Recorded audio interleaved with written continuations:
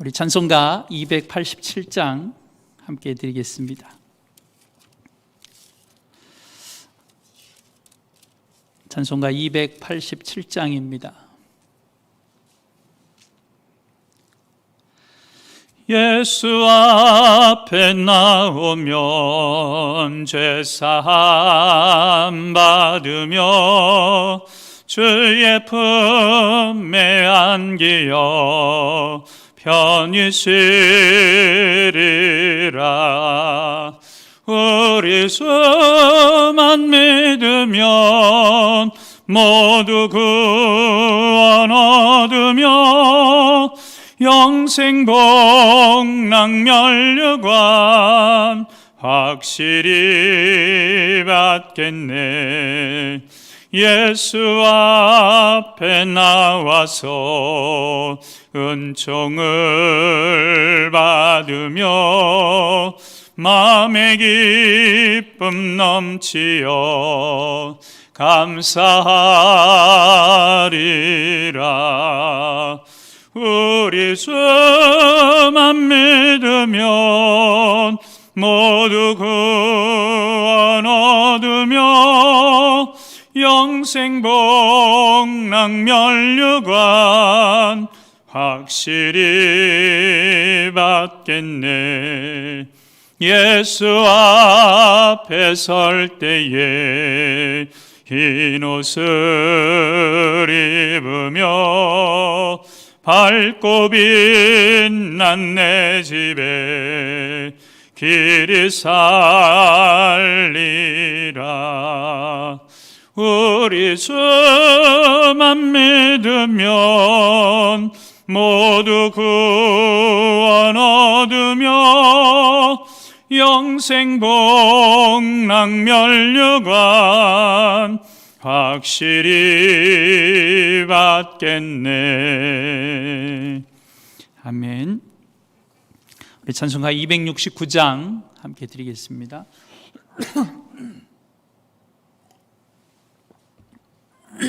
269장입니다. 그 참혹한 십자가에 주 달려 흘린 피 샘물같이 늘 흘러서 죄 씻어 주시네. 값 없어도 다 나와서 내 죄를 고하면 흰 눈보다 더 희도록 참 성결 얻으리. 나 믿노라 나 믿노라 그 보혈 공로를 없어도 피 흘리사 날 구원하셨네. 저 흉악한 한강도는 제 죄를 깨달아 죄 없으신 주 예수를 구주로 믿었네. 내 지은 죄 흉악하나 주 예수 믿으면 용서받은 강도같이 곧 구원받으리. 나 믿노라 나 믿노라 그 보혈 공로를 없어도 피 흘리사 날 구원하셨네. 온 백성의 죄 사하신 하나님 어린 양 그 십자가 지심으로 온 인류 구했네. 저 영원한 나의 나라에 다 같이 모여서 금검은고 한 곡조로 새 노래 부르리. 남인노라 남인노라 그 보혈 공로를 흠없어도 피 흘리사 날 구원하셨네. 아멘. 우리 다 함께 사도신경으로 신앙 고백 드리겠습니다. 전능하사 천지를 만드신 하나님 아버지를 내가 믿사오며 그 외아들 우리 주 예수 그리스도를 믿사오니 이는 성령으로 잉태하사 동정녀 마리아에게 나시고 본디오 빌라도에게 고난을 받으사 십자가에 못 박혀 죽으시고 장사한 지 사흘 만에 죽은 자 가운데서 다시 살아나시며 하늘에 오르사 전능하신 하나님 우편에 앉아 계시다가 저리로서 산자와 죽은 자를 심판하러 오시리라. 성령을 믿사오며 거룩한 공예와 성도가 서로 교통하는 것과 죄를 사하여 주시는 것과 몸이 다시 사는 것과 영원히 사는 것을 믿사옵나이다. 아멘. 찬송가 263장입니다.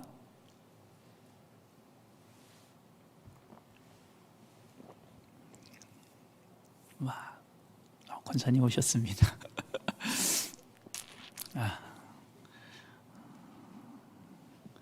감사합니다. 우리 찬송가 263장 함께 찬양하고 우리 예배를 위해서 같이 함께 기도하겠습니다.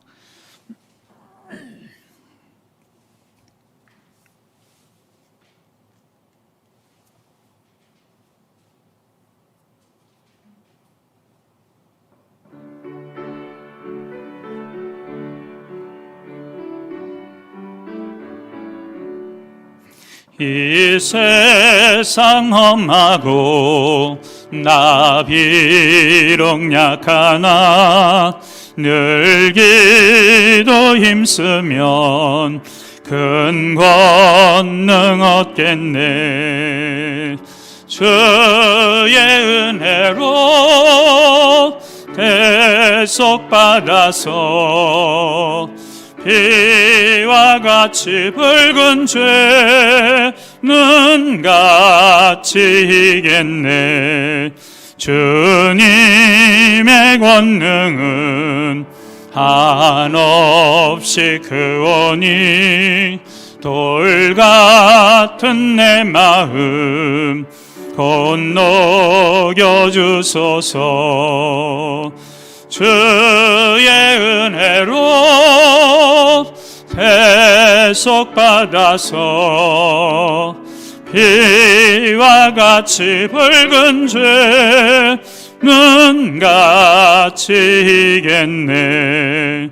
내 마음이 약하여 늘 넘어지오니 주 예수 힘주사 굳세게 하소서.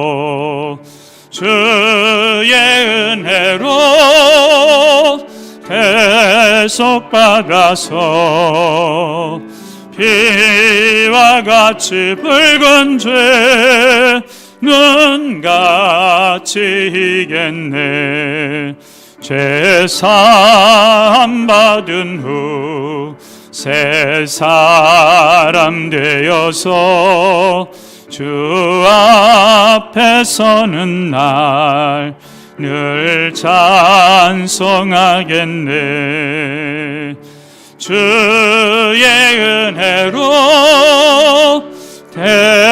대속받아서 피와 같이 붉은 죄는 같이 이겠네. 아멘. 시간 우리 예배를 위해서 함께 통성으로 기도합니다. 하나님 감사합니다. 지난 3일 동안도 우리를 사랑하여 주시고 하나님의 은혜 안에 거하게 하여 주시고 말씀 안에 거하게 하여 주시고 믿음 안에 거하게 하여 주시고 오늘 이 거룩한 시간 예배의 자리에 우리를 예배자로 기억하여 주셔서 불러주시고 하나님을 찬양하며 예배하며 하나님의 말씀에 귀를 기울이게 하심을 감사합니다. 오늘도 우리 안에 여전히 살아계신 하나님, 매 순간 우리의 삶의 자리에서 우리를 도우시고 이끄시며 하나님으로 인하여 이 세상을 이기고 승리하게 하시며 세상 가운데 주님이 살아계심을 나타내 보일 수 있도록 허락하신 하나님, 이 시간도 우리 가운데 함께 하셔서 하나님의 말씀이 우리 안에 들려지는 은혜를 허락하여 주옵소서. 특별히 우리가 연약하여 넘어졌을 때도 있었습니다. 우리가 연약하여 하나님의 말씀을 떠났었을 때도 있었습니다. 우리의 믿음이 갈등하고 요동쳤을 때도 있었습니다. 하나님, 우리의 연약함을 불쌍히 여기시고 긍휼히 여겨주셔서 이 시간도 주의 은혜 앞에, 말씀 앞에 부르셨사오니 하나님의 말씀으로 인하여 우리의 믿음이 흔들리지 아니하고 요동치지 아니하도록 예수 그리스도 반석 위에 세워지는 온전한 믿음이 되어지도록 성령님 우리 안에 역사하여 주옵소서. 우리의 연약함을 묻지 아니하시고 기억하지 아니하신 하나님, 다시 한번 우리를 정결케 하시고 깨끗게 하시고 온전케 하셔서 하나님의 거룩하심 앞에 거룩함으로 나아가는 저희들이 되게 하여 주옵소서. 거룩한 신부의 옷을 입고 신랑 되신 예수를 향하여 나아가는 저희들의 믿음이 되어지도록 성령님 우리 안에 역사하여 주옵소서. 우리의 연약함들을 들고 주님 앞에 왔습니다. 우리의 연약함들을 온전케 하시고 치유하시며 회복케 하시고 깨끗게 하여 주옵소서. 하나님의 크고 놀라운 능력이 우리의 연약함 가운데 임하여지게 하여 주셔서 치유되고 회복되어지고 깨끗해지는 은혜를 허락하여 주옵소서. 하나님은 살아계십니다. 우리의 삶에, 우리의 몸에, 우리의 가정에, 우리의 자녀들 가운데 하나님의 살아계심이 나타나 보여질 수 있도록, 우리 교회 가운데 하나님은 여전히 살아 역사하심이 보여질 수 있도록, 이 세상을 향하여 하나님은 여전히 살아계심이 보여질 수 있도록 주님 우리 안에 역사하여 주옵소서. 주님을 찬양하고 주님을 사랑하며 주님 앞에 나아갑니다. 하나님 감사합니다. 오늘도 우리를 사랑하여 주셔서 주님 안에 머물게 하여 주시고 우리의 입술이, 우리의 마음이, 우리의 믿음이 하나님을 찬양하며 하나님을 사랑한다라고 고백하게 하여 주심을 감사합니다. 우리가 하나님을 사랑하는 것보다 우리를 더 사랑하시는 하나님의 그 크고 놀라운 사랑이 오늘도 우리 안에서 만나지게 하여 주시고 그 사랑이 우리를 거룩케 하시고 온전케 하심이 고백되어지게 하여 주옵소서. 하나님 앞에 모든 영광을 올려드립니다. 주님, 이 시간도 이곳에 우리 가운데 임하여 주옵소서. 예수님의 이름으로 감사하며 기도드립니다. 아멘.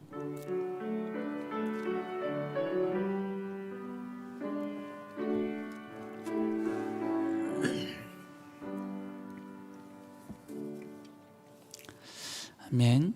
우리 하나님의 말씀 함께 보시겠습니다. 구약 성경 에스겔 18장 31절의 말씀입니다. 구약 성경 에스겔서 18장 31절의 말씀입니다. 우리 스크린에 말씀이 떴습니다. 우리 한 목소리로 함께 읽겠습니다. 너희는 너희가 범한 모든 죄악을 버리고 마음과 영을 새롭게 할지어다. 이스라엘 족속아, 너희가 어찌하여 죽고자 하느냐. 아멘. 할렐루야. 우리 좌우에 계신 분들, 앞뒤 계신 분들하고 이렇게 한번 인사하셨으면 좋겠습니다. 추위에도 승리하셔서 축하드립니다. 한 번 더 하실까요? 믿음으로 끝까지 승리합시다. 예.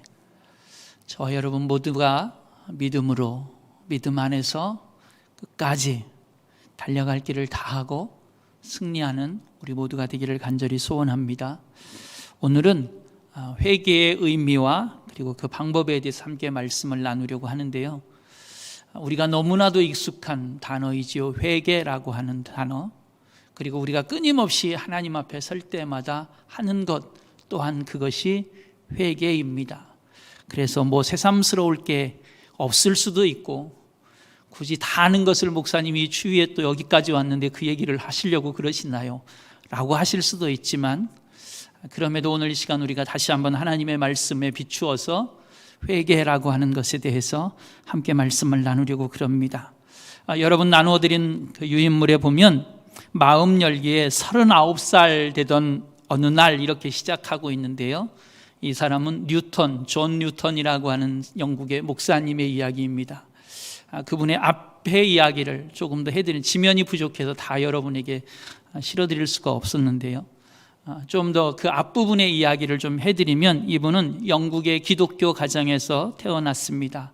근데 안타깝게도 6살 때 어머니를 잃었습니다. 아주 어린 나이에 어머니가 하나님의 부르심을 받고, 아버지는 배를 타는 어업을 하시는 선주였었다고 합니다. 그래서 어머니는 일찍 떠나셨고 아버지는 고기를 잡는 어부 선주였기에 집에 있는 시간이 그렇게 많지 않아서 이 어린 뉴턴을 돌볼 사람이 없어서 친척 집에 가서 그 아주머니의 돌보심을 받으며 그렇게 자랄 수밖에 없었다라고 합니다.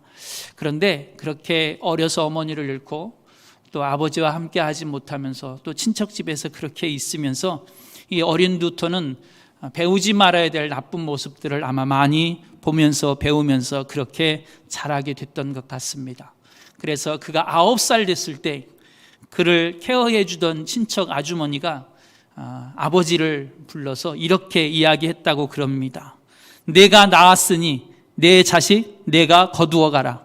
나는 도저히 못 기르겠다. 세상에 이렇게 악한 종자는 내가 처음 봤다. 옛날에 좀 써보셨던 표현들이신가요? 네.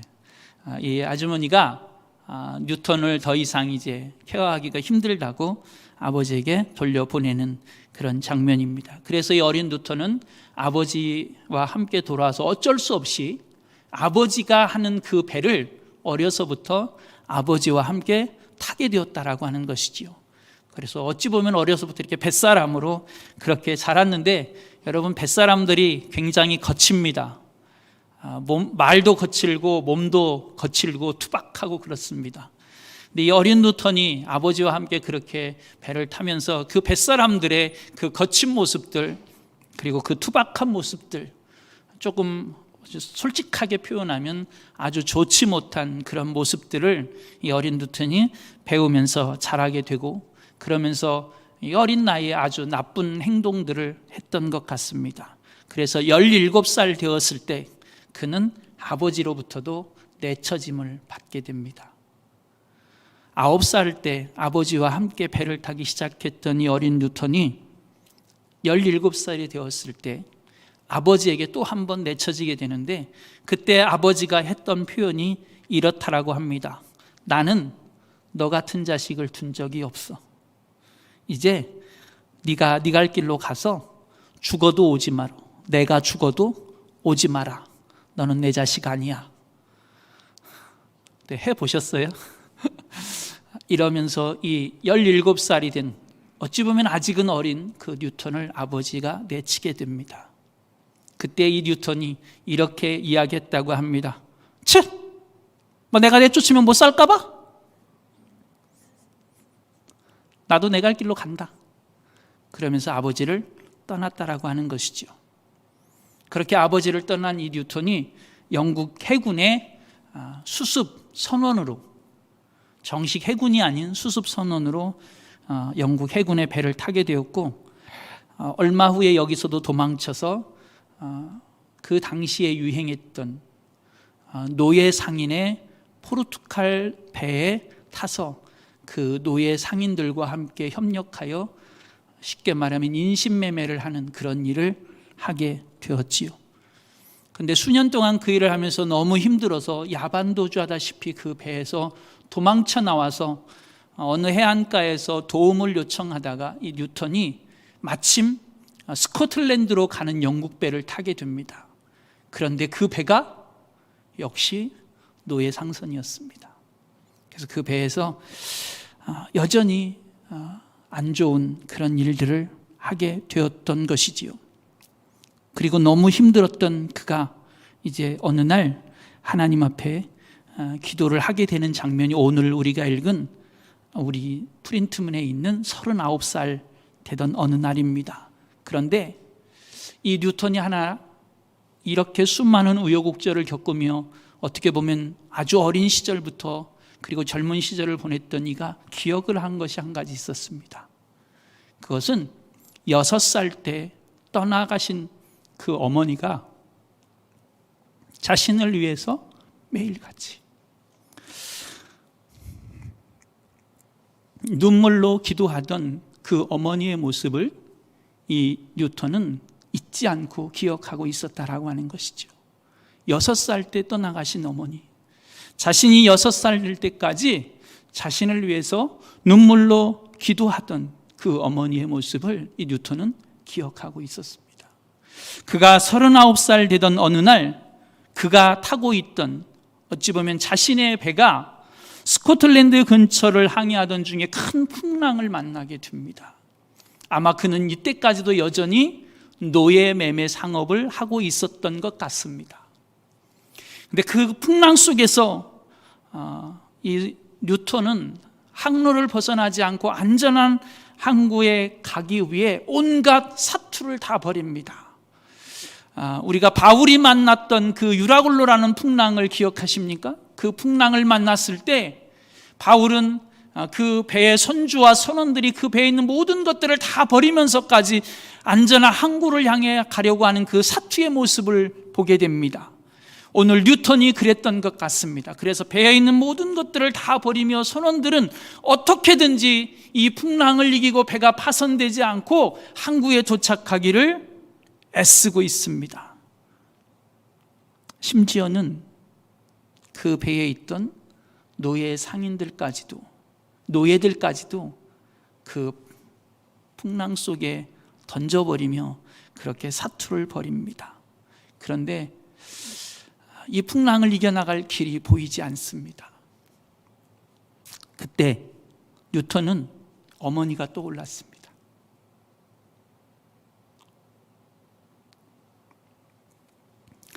자신이 어렸을 때 자신에게 하나님의 말씀을 가르쳐 주셨던 그 어머니, 자신을 위해서 눈물로 기도하셨던 어머니. 그래서 뉴턴은 그 어머니가 어린 나이에 가르쳐 주셨던 그 말씀들을 떠올립니다.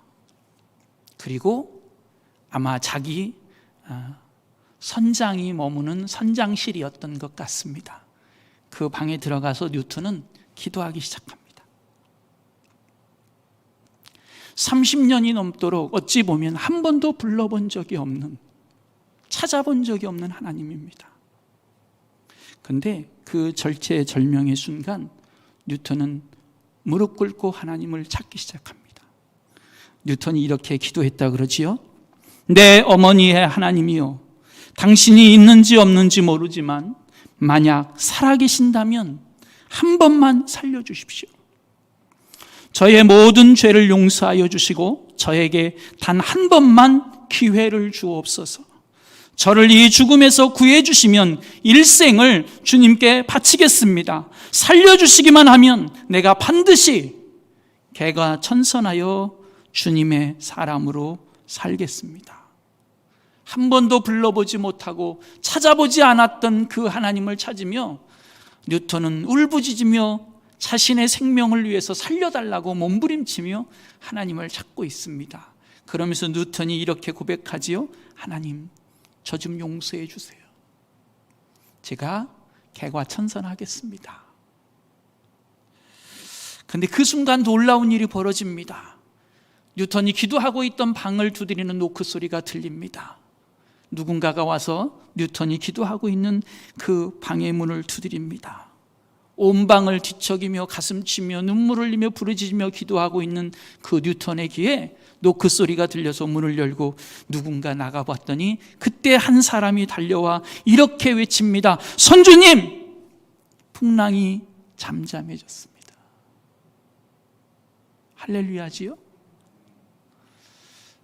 여러분들도 이런 경험이 있으실지 모르겠습니다. 이때 뉴턴은 그가 기도했던 것처럼 그의 고백을 쓰기 시작합니다. 그것이 우리 한국 크리스찬들이 가장 좋아하는 찬양 가운데 하나이고 여러분들이 너무너무 좋아하는, 그래서 오늘 우리가 예배의 마지막 찬양으로 제가 선곡을 했는데요, 마지막에 부를 찬양입니다. 나 같은 죄인 살리신.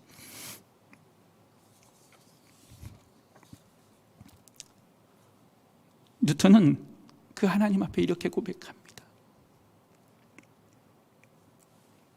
나 같은 죄인 살리신 주 은혜에 놀라와 잃었던 생명 찾았고 광명을 얻었네. 여러분, 우리 이렇게 한번 질문을 좀 해보셨으면 좋겠습니다. 뉴턴은 30년이 넘도록 하나님을 찾아보지도 않았던 사람입니다. 그 절체절명의 순간에 그가 하나님을 찾고 있습니다. 여러분, 우리가 제가 제일 젊습니다. 제가 제일 젊은데요, 우리가 60년, 70년, 80년의 인생을 이렇게 살아오시면서 후회로 남는 순간들이 혹시 없으십니까?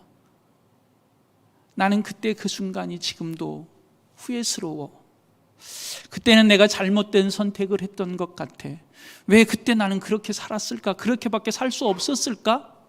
혹시 후회가 되는 그런 기억들이 없으십니까? 사실 저는 많습니다. 저는 너무나 많아요.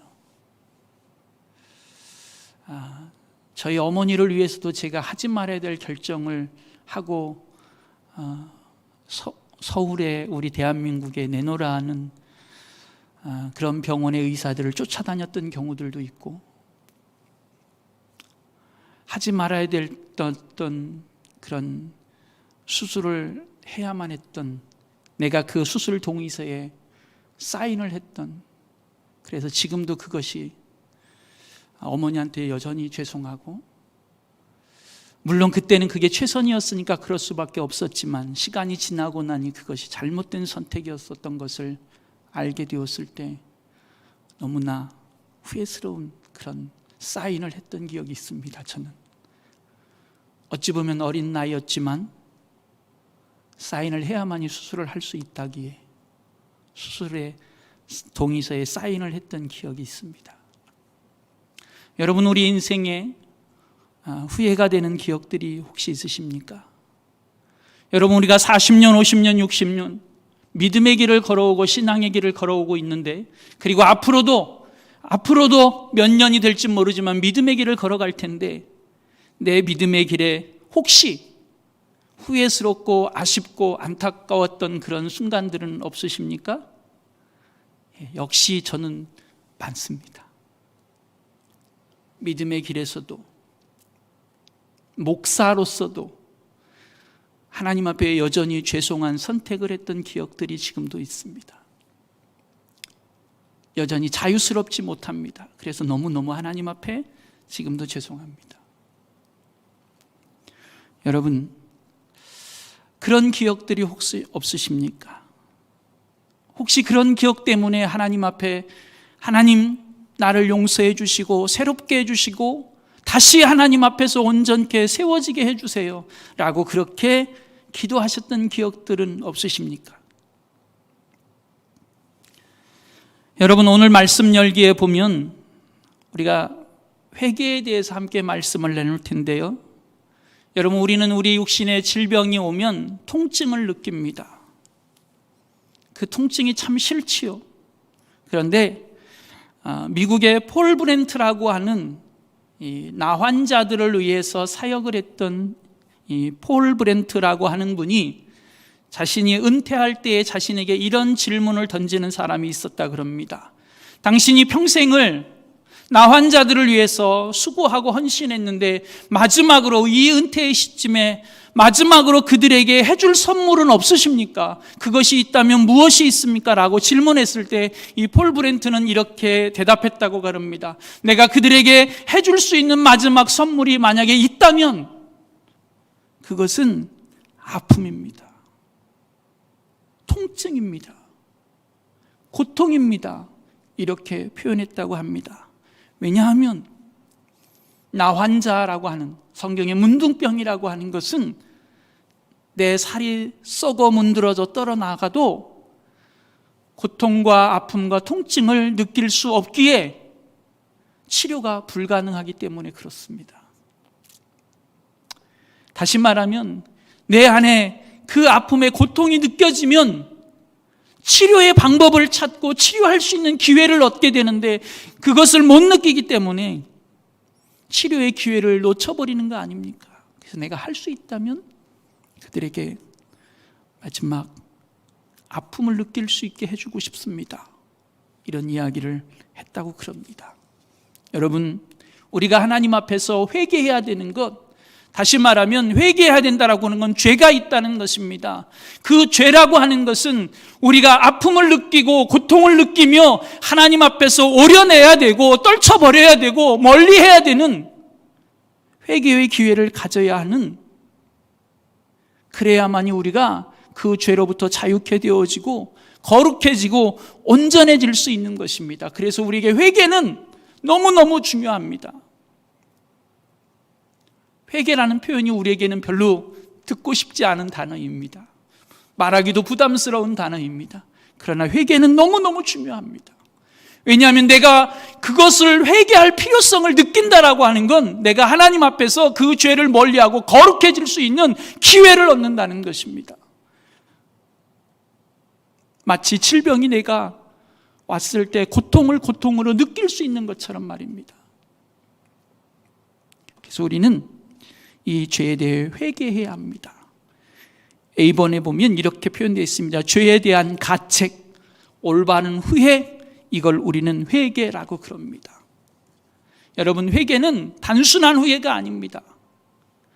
엄숙하게, 그리고 아주 냉정하게, 그리고 아주 무겁게 그 죄에서 뉘우치는, 다시 말하면 돌아서는 것이 필요합니다.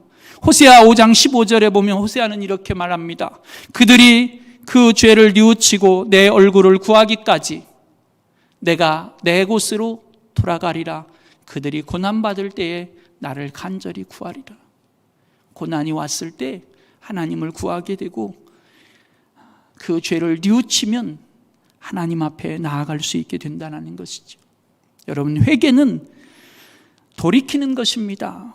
내 삶의 방향이, 내 삶의 모양이, 내 삶의 내용이 잘못되었다는 것을 깨닫고 그 잘못됨에 대해서 슬퍼하고 탄식하며 하나님을 향하여 돌이키는 것입니다. 내 죄를 깨닫고 내 마음에 그 죄로 인하여 가책이 느껴지면, 찔림이 오면 그 찔림 앞에 그 죄에서 돌이키고 뉘우치며 하나님을 향하여 나아가는 것, 이것이 회개입니다.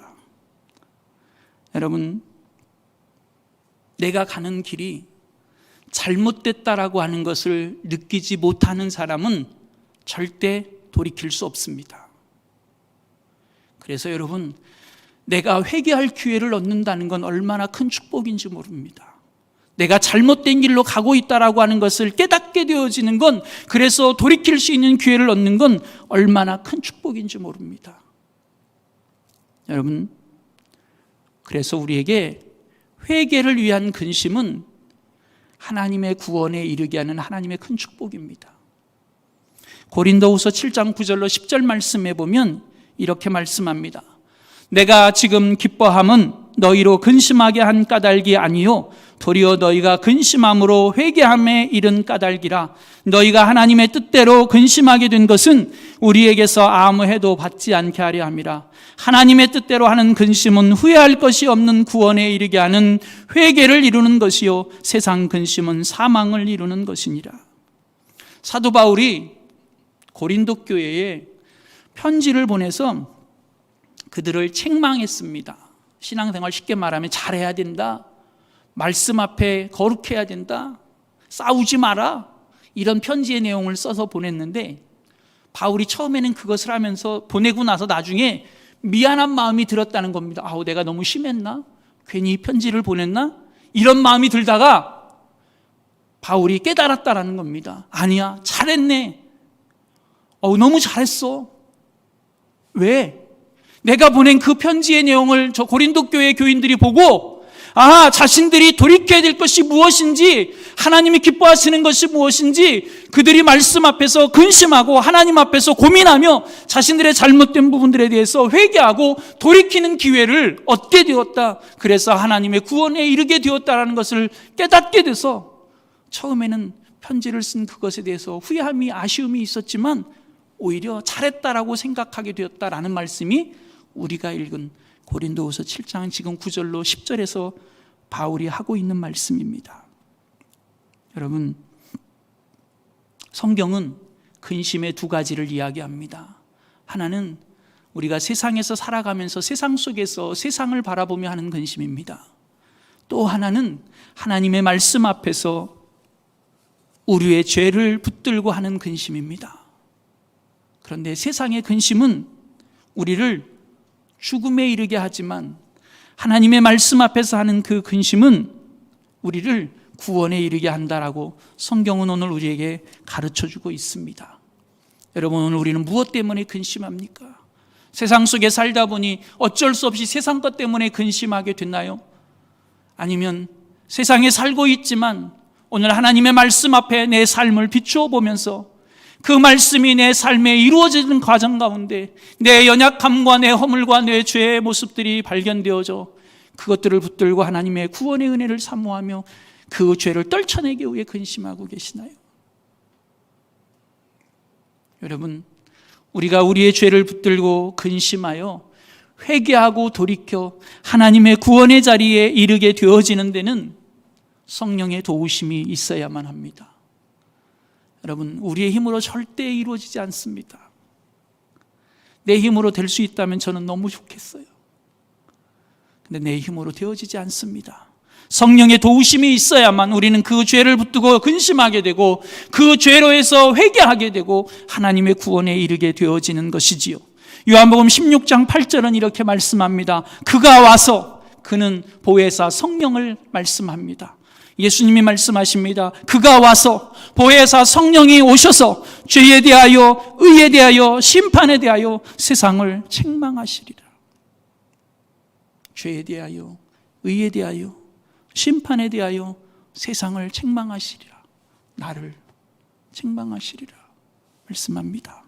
여러분, 회개하게 하시는 것 하나님의 은혜입니다. 그래서 회개하게 하시는, 나로 하여금 회개하게 하시는 장본인은, 회개하게 하시는 그분은 내가 아닙니다.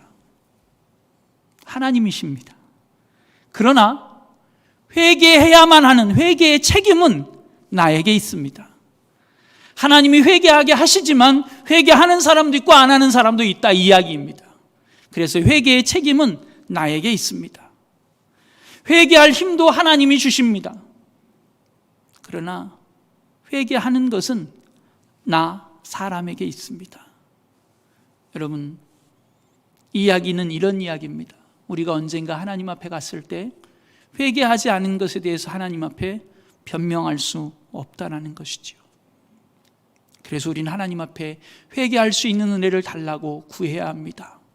내 죄를 깨닫게 해달라고 구해야 하고 성령님, 나가 회개할 수 있도록 도와달라고 기도해야만 하는 것이지요. 여러분, 회개는요, 우리와 죄와 허물에 대해서 고백하는 일입니다. 내가 갖고 있는 죄와 허물에 대해서. 여러분, 회개는 이런 것입니다. 내가 속해 있는 공동체, 그것이 작게는 우리의 가정부터 시작을 해서 우리 가정에 있는 죄악의 모습들에 대해서 우리는 회개해야만 합니다. 맞습니다. 혹시 사업을 하시면 우리 사업장에, 일터에, 그리고 우리 교회에, 그리고 이 나라와 민족 가운데 다 우리가 회개해야 될 것들이 맞습니다. 그런데 그럼에도 불구하고 아주 중요한 사실 하나는, 회개는 지극히 개인적인 거라는 겁니다. 다시 말하면 내 안에 있는 죄를 회개해야 된다라고 하는 것입니다. 회개는 내 안에 있는 내 죄를 회개하는 것입니다. 요한일서 1장 9절 말씀에 보면 이렇게 말씀합니다. 만일 우리가 우리 죄를 자백하면 그는 미쁘시고 의로우사 우리 죄를 사하시며 우리를 모든 불의에서 깨끗하게 하실 것이요. 여러분, 우리가 죄를 자백하면, 내가 죄를 하나님 앞에 고백하면 우리의 죄를 사하시고 용서하시고 그 모든 죄에서, 모든 불의에서 우리를 깨끗하게 해주실 것이라고 말씀하십니다. 여러분, 우리는 용서함 받기를 원하고 깨끗해지기를 원합니다. 그런데 전제가 있습니다. 그것은 내가 내 죄를 하나님 앞에 고백해야 된다는 것입니다. 고백해야만 하나님이 내 죄를 용서하신다라고 하는 것입니다. 마틴 루터는 이런 이야기를 했습니다. 상처는 드러나기까지 치료할 수 없고 잘못은 고백하기까지 용서받을 수 없다. 여러분, 우리는 우리 죄와 우리 허물에 대해서 고백해야만 합니다. 숨김없이 낱낱이 하나님 앞에 아주 구체적으로 회개해야만 합니다. 사실 우리는요, 낱낱이 회개하는 게 잘 안 됩니다. 숨김없이 회개하는 게 잘 안 돼요. 저도 마찬가지예요. 우리는요, 그냥 회개를 하면 두리뭉실하게 그냥 이렇게 다 한꺼번에 모아가지고 합니다. 그럴 때가 많습니다. 물론 여러분들이 어떤 속회 공동체에서, 가정교회에서 아니면 예배 시간에 대표 기도로 기도하실 때는 그렇게 기도하실 수밖에 없습니다. 왜냐하면 그것은 대표 기도니까. 내게 아닌, 내 개인적인 기도가 아니고 대표 기도니까 그렇게 모두의 죄에 대해서 쉽게 말하면 두리뭉실하게 그렇게 할 수밖에 없습니다. 그러나 내가 하나님 앞에 개인적으로 기도의 자리에 나아갔을 때는 여러분, 구체적으로 낱낱이 숨김없이 고백하셔야 합니다. 대표 기도하실 때처럼 두리뭉실하게 하시면 안 됩니다. 하나님, 제가 어제도 죄를 지은 것 같고요, 지난주에도 죄를 지었어요. 뭔 죄는 잘 모르겠어요. 이거는 그냥 대표 기도할 때 하시는 겁니다. 개인적으로 하실 때는 구체적으로 내가 하나님 앞에 어떤 죄를 지었는지, 내가 하나님의 말씀을 어떻게 떠났는지, 내가 하나님 앞에 어떻게 하나님을 근심하게 해드렸는지, 내가 어떻게 하나님의 말씀을 지켜 행하지 못했는지 여러분, 구체적으로 하셔야 합니다. 그래서 회개는 지극히 개인적입니다. 개인적인 것입니다. 여러분, 우리가 죄를 지은 거 맞습니다. 그러나 내가 하나님과 1대1에 기도할 때는 내 죄를 고백하는 것입니다. 내 죄. 여러분, 우리가 하나님 앞에 죄를 고백하지 않으면 하나님이 모르시나요? 그래서 우리가 고백해야 하나요? 아니요, 다 아십니다. 여러분, 우리가 고백하지 않아도 하나님은 우리가 어떤 죄를 지었는지 다 아시고 계십니다.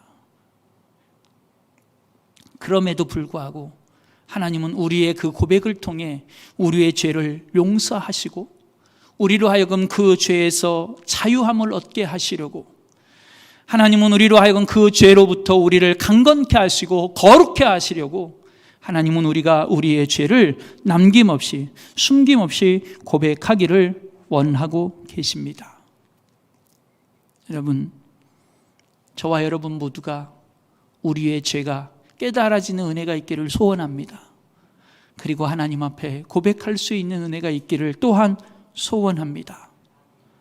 여러분, 이 죄를 쌓아두면 마치 저는 이런 것과도 같은 것 같습니다.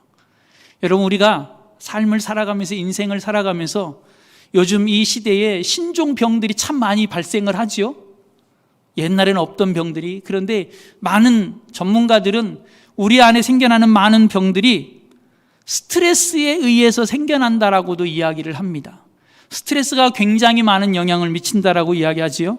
그래서 한 실험에 의하면 슬픔을 털어놓지 못한 많은 사람들은 스트레스로 인하여 시간이 지나면 지날수록 그 슬픔을 털어내지 못한 것이 스트레스로 쌓여서 내 안에 다른 질병으로 나타난다라고 이야기합니다. 근데 여러분, 우리가 하나님 앞에서 죄를 낱낱이 고백하지 못하는 이것이 우리의 영적인 스트레스인 것 같습니다. 내 영적인 스트레스.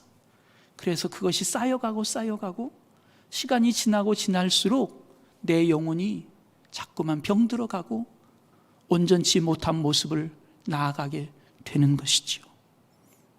저와 여러분 안에 하나님 앞에서 우리의 죄를 낱낱이 고백할 수 있는 은혜가 있기를 소원합니다. 우리가 때로는 우리의 죄를 하나님 앞에 고백하지만, 그러나 우리가 죄를 지을 때 반드시 하나님과 나와의 관계에서만 죄를 짓는 경우는 아닙니다.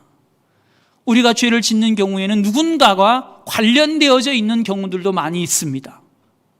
하나님과의 나와의 관계에서 죄를 짓기도 하지만 우리가 때로는 내가 하나님 앞에 죄악을 행하는, 죄를 범하는 그 경우에 누군가 관련되어져서 죄를 짓는 경우들도 있습니다. 그럴 때 우리는 내가 하나님 앞에서 회개했다면 그에 합당한 배상을 해야 된다라고 하는 것 또한 하나님이 우리에게 요구하시는 것입니다.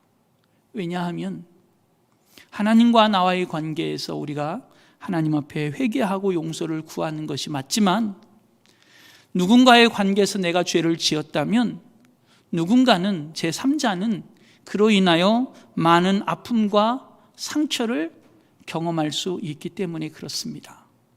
그래서 우리는 내가 하나님 앞에 돌이킨 자로서, 회개한 자로서의 합당한 열매의 모습으로, 열매를 맺어가는 그 모습으로 우리는 때로는 배상을, 보상을 해야 되는 것이 필요합니다. 여러분, 회개하면 그 회개에는 반드시 열매가 맺혀지는 것입니다. 여러분, 내가 죄에서 돌이켰는데 하나님 앞에 내가 그 죄를 용서해달라고 그 죄에 대해서 회개하고 떠났는데 열매가 맺혀지지 않는다? 그거는 우린 좀 다시 한번 돌아봐야 합니다. 회개를 하면 반드시 합당한 열매가 맺혀지게 되어 있습니다. 누가복음 3장 8절은 이렇게 말합니다. 그러므로 회개에 합당한 열매를 맺고 속으로 아브라함이 우리 조상이라 말하지 말라. 내가 너희에게 이르노니 하나님이 능히 이 돌들로도 아브라함의 자손이 되게 하시리라. 내가 회개했으면 거기에 합당한 열매, 그리고 돌이킨 삶의 모습들이 보여지게 된다라고 하는 것이지요. 내가 하나님 앞에 회개했다고 하는데, 회개를 했는데 여전히 그 죄를 저질렀던 모습들이 계속해서 되풀이되고 반복되고 있다? 그것은 어찌 보면 회개의 기도는 했을지 모르지만 회개는 안 한 것일 수 있습니다. 그래서 회개를 했다면 그 회개한 것에 대한 합당한 삶의 열매들이 나타나 보여지게 되는 것이지요. 그리고 제3자에게 해악을 혹은 손해를 혹은 아픔을, 고통을 주었다면 거기에 대한 적절한 배상도 또한 나타나 보여져야 하는 것이 회개한 자들의 모습이라고 하는 것입니다. 누가복음 19장 8절 말씀에 보면 이렇게 말씀합니다. 삭개오가 서서 주께 여짜오되 주여 보시옵소서, 내 소유의 절반을 가난한 자들에게 주겠사오며 만일 누구의 것을 속여 빼앗은 일이 있으면 내 갑절이나 갚겠나이다. 이 삭개오, 그 시대에 대표적으로 죄인으로 인식되어졌던 세리라고 하는 직업을 갖고 있던 사람입니다. 그런데 그에게 어느 날 예수님이 찾아오셨고 그가 어느 날 예수님을 만나게 되었습니다. 그리고 예수님으로 인하여 새로운 삶을 얻게 되죠. 구원의 은혜를 누리게 되어지는 것입니다. 그때 세리였던 이 삭개오는 이야기합니다. 하나님, 예수님, 내가 내 소유의 절반을 가난한 자들에게, 그리고 내가 누구의 것을 불법으로 억지로 빼앗은 것이 있다면 그에게 내가 4배로 보상을 지금이라도 하겠습니다. 제가 언젠가도 이 말씀을 여러분에게 드렸는데요, 한번 상상을 해보십시오. 세리가 부자가 될 수 있었던 것은 다 그만한 이유가 있겠지요. 근데 그것을 절반을 가난한 자들에게 주고 내가 불법으로 빼앗은 것의 4배를 갚겠다라고 하는 건 물질적인 면에서 이 세리는, 삭개오는 거지가 되기도 좋다라는 이야기입니다. 내가 하나님 앞에서 회개하고 구원받은 삶을 사는 데 있어서는 거지가 돼도 괜찮습니다 라고 삭개오가 이야기하고 있는 겁니다. 여러분, 때로는 누군가에게 내가 상처를 주고 잘못을 했으면 그 상처를 온전히 갚아야 하는 경우들도 있습니다. 물론 제가 조금 전에도 말씀드린 것처럼 우리가 행한 죄에 대해서 혹은 누군가에게 상처를 준 것까지도 내가 보상할 수 없는 경우들도 많이 있습니다. 그럼 보상이 안 되는 경우들도 많아요. 그러나 보상을 할 수 있는 경우들도 있습니다. 여러분, 그런 경우에는 오늘 삭개오가 예수님에게 고백하는 것처럼 보상의 모습들 또한 우리에게 필요하다라고 하는 것이죠. 우리가 서두에 읽었던 에스겔 18장 30절 31절 말씀입니다. 회개라고 하는 것은 내 삶의 방향을 완전히 바꾸는 것입니다. 내 삶의 방향을 완전히 바꾸는 것. 주 여호와의 말씀이니라. 이스라엘 족속아, 내가 너희 각 사람이 행한 대로 심판할지라. 너희는 돌이켜 회개하고 모든 죄에서 떠날지어다. 그리한즉 그것이 너희에게 죄악의 걸림돌이 되지 아니하리라. 너희는 너희가 범한 모든 죄악을 버리고 마음과 영을 새롭게 할지어다. 이스라엘 족속아, 너희가 어찌하여 죽고자 하느냐. 회개는 무엇입니까? 회개는 내 삶의 방향을 완전히 바꾸는 것입니다. 완전히. 여러분, 거기 1번에 보면 회개는 어떤 것일까요? 회개에 대한 이해의 OX 문제 5문항이 있는데요. 여러분, 거기 친절하게 정답까지 제가 체크해 드렸습니다. 첫 번째, 두 번째만 회개에 관련된 바른 이해입니다. 회개는 무엇입니까? 회개는 단순한 후회나 자책이 아닙니다. 처음에 말씀드렸습니다. 회개는 단순한 후회나 자책이 아닙니다. 회개는 단지 한두 가지 죄를 중지했다고 끝나는 것도 아닙니다. 회개는 온전히 돌이키는 것입니다. 완전히 바꾸는 것입니다. 무엇인가로 바꾸는 것이 아닙니다. 대치하는 것이 아니에요. 개조하고 수리해서 부분적으로 보완했다고 끝나는 것, 그것이 회개가 아닙니다.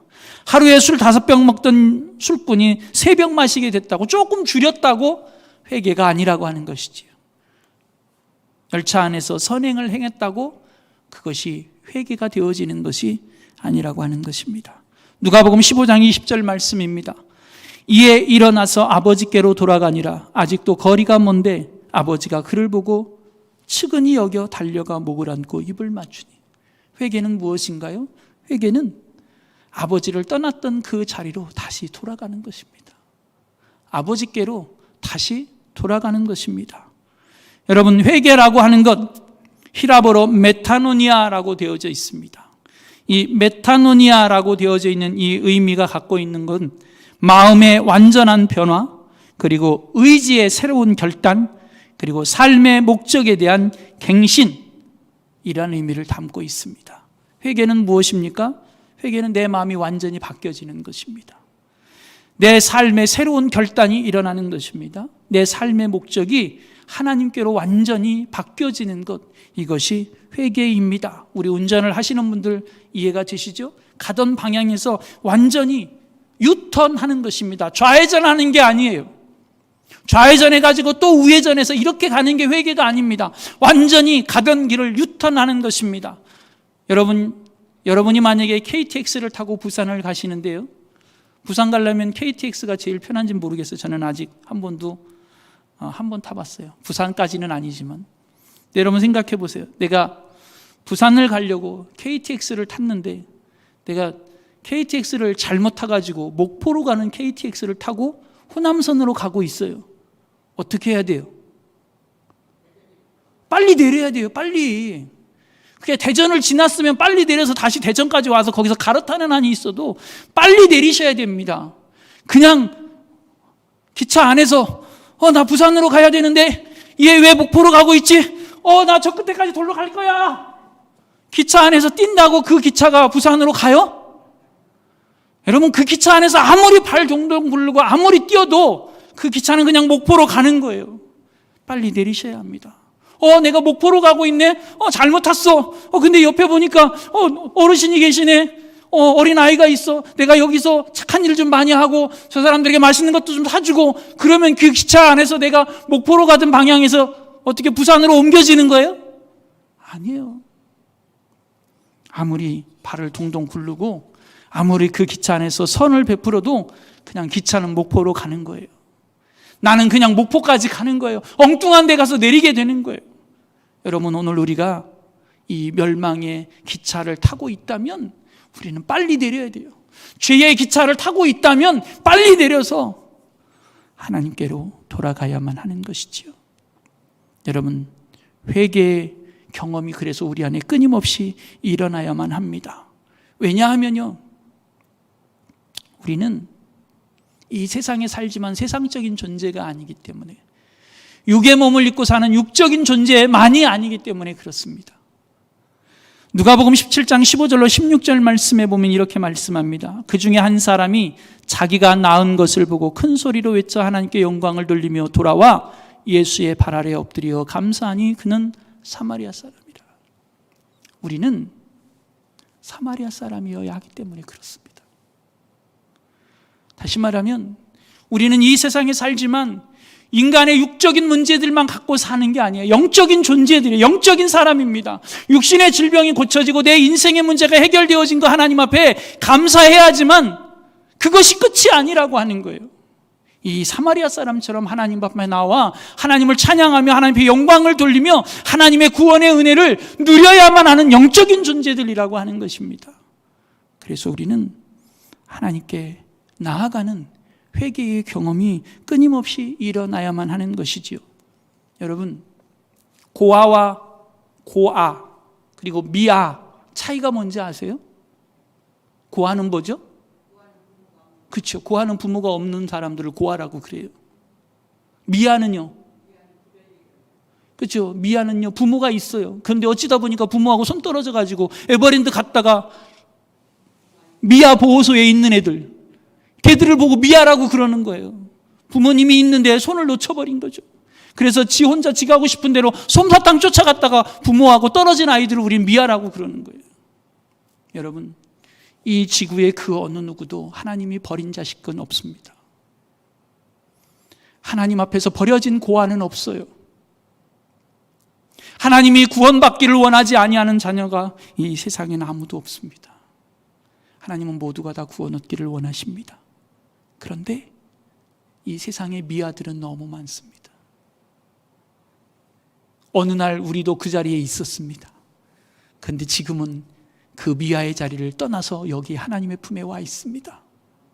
여러분, 이 세상에 그 어느 누구 한 사람도 하나님 아버지의 품에서 영원히 버려져야 하는 자녀들은 없습니다. 하나님의 사랑을 알고 아버지의 품에 돌아와야 하는 그 미아들을 하나님은 지금도 기다리고 찾고 계시는 것이지요.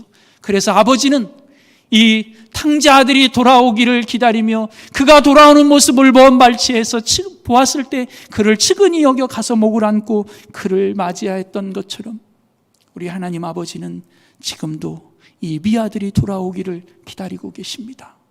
여러분, 이 미아들이 하나님 앞에 돌아오기를 기다리시는 하나님의 마음은 이런 것입니다. 얘들아, 니들이 세상에서 뭔가를 좀 많이 이루고 그리고 나를 위해서 좀 위대한 업적을 좀 남기고 그때 돌아오면 내가 받아줄게, 이렇게 말씀하지 않으십니다. 하나님은 이렇게 말씀하십니다. 그냥 돌아오기만 하면 내가 기다리고 있어. 그냥 오기만 하면 돼 라고 말씀하고 계시지요. 그냥 돌아오기만 하면 된다고. 아버지를 떠났던 그 자리로 그냥 돌아오기만 하면 된다고. 여러분, 우리가 예수를 믿는다라고 하는 것이 무엇인지 아십니까? 우리가 예수를 믿는다라고 하는 건 내 삶의 가치관이 바뀌었다는 것입니다. 우리가 예수를 믿는다는 건 내 삶의 주인이 바뀌었다는 것입니다. 여러분, 우리 삶을 잘 돌아보십시오. 내 삶이 바뀌지 않으셨습니까? 내 주인이 바뀌지 않으셨습니까? 내 삶의 가치관이 바뀌지 않으셨습니까? 그럼 우리는 빨리 아버지 앞으로 돌아가셔야 합니다. 아버지가 기다리고 계십니다. 아버지는 이렇게 말씀하십니다. 얘들아, 니들이 뭘 하기를 원하는 게 아니라 그냥 나는 네가 내 자녀인 것으로 충분해. 내 자녀인 것으로 나는 충분하고 내 자녀인 것으로 행복해. 그러니 돌아오기만 하면 돼. 이렇게 말씀하고 계시는 것이죠. 뉴턴이 고백했던 나 같은 죄인 살리신 주 은혜 놀라와 잃었던 생명 찾았고 광명을 얻었네.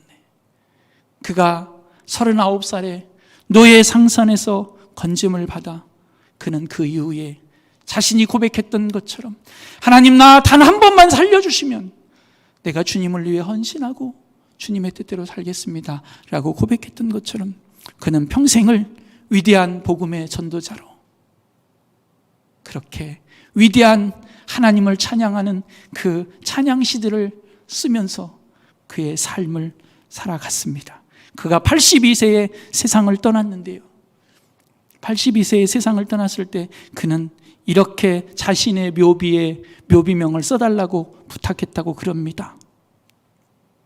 한때 불신자였으며 아프리카 노예의 종이었던 목사 존 뉴턴은 주 예수 그리스도의 풍성하신 자비로 말미암아 소생케 되었으며 용서를 받고 그가 오랫동안 멸하려고 애썼던 그 신앙을 전할 사명을 받아 16년간 버킹엄 셜리에서 심우하고 27년간 이 교회에서 심우했다.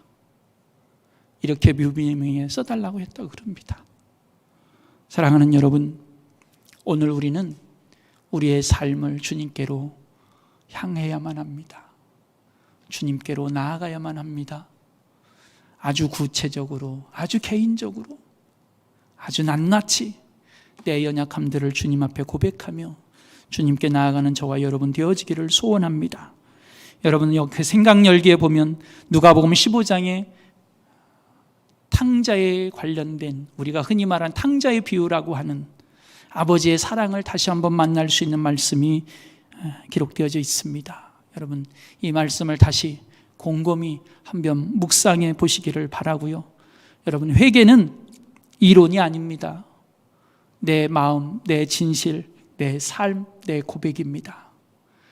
우리의 고백이 하나님 앞에 날마다 올려져서 저와 여러분이 날마다 하나님 앞에서 거룩해져 가는 하나님의 은혜를 누릴 수 있기를 간절히 소원합니다.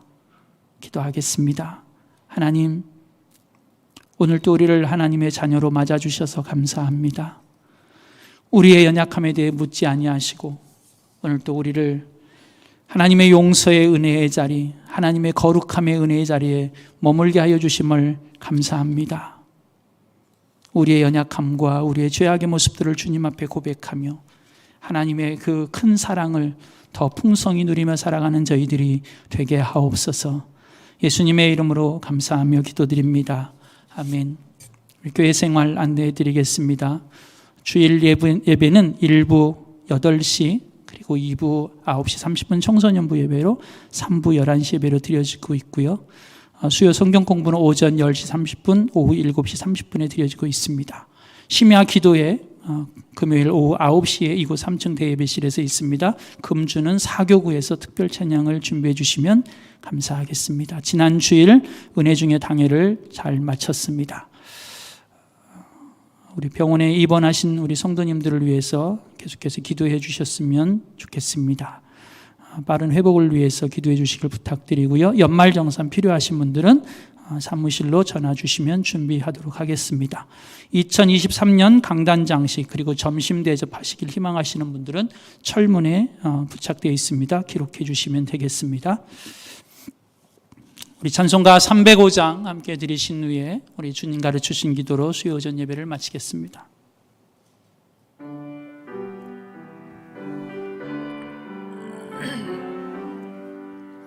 나 같은 죄인 살리신 주 은혜 놀라워 잃었던 생명 찾았고 광명을 얻었네. 큰 죄악에서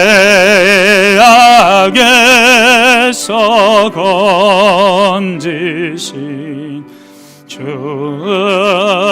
은혜 고마워. 나 처음 믿은 그 시간 귀하고 귀하다. 이제껏 내가 산 것도 주님의 은혜로 또 나를 장차 본향에 인도해 주시리. 거기서 우리 영원히 주님의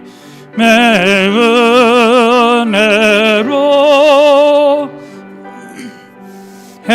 해처럼 밝게 살면서 주 찬양하리라.